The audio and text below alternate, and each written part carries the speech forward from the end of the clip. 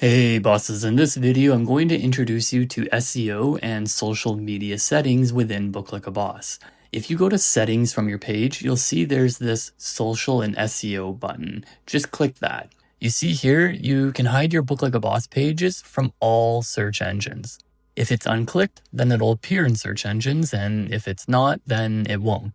You can create a social image, upload an image that will look good when you share your link on Facebook, LinkedIn, Twitter, WhatsApp, that sort of thing. And then, of course, also you can put some title text and some description text.